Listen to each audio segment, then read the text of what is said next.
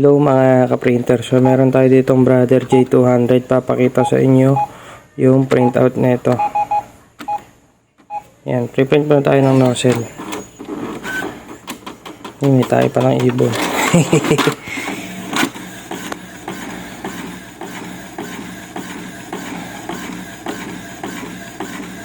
Ibon ba yung butiki?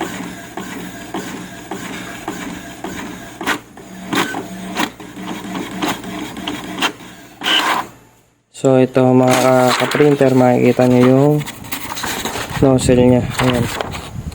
So walang black kahit. So ano yung gagawin natin? Tap ka lang dyan. Back ka lang. Back mo lang. Taka lang sa home. Ayan. Tapos press ka ng menu. Mono menu.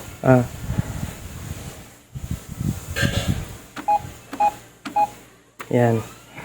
Lalabas yung maintenance. Press ka dyan ng 766. Lalabas sa screen panel, then pindutin mo to. Ayan. So mag-click cleaning yan mga ka-printer. Medyo matagal. So wait lang natin. Hintayin natin matapos. Tapos papakita sa inyo yung resulta. Ayan. Please wait. Cleaning. Please wait. So antayin nyo lang matapos yan. Tapos pagtapos na, try natin ulit mag-print nito. Ayan. Reprint natin yan mamaya. Okay?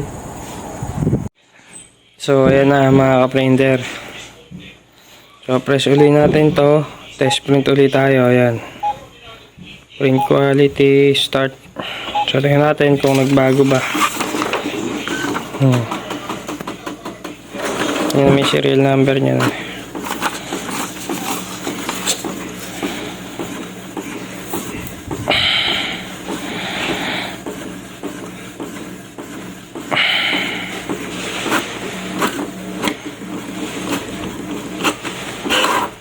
Yan. So makikita nyo mga printer, okay na siya kumpara sa kanina. Yan na. Makita nyo pinagkaiba niyan, di ba? Ang layo.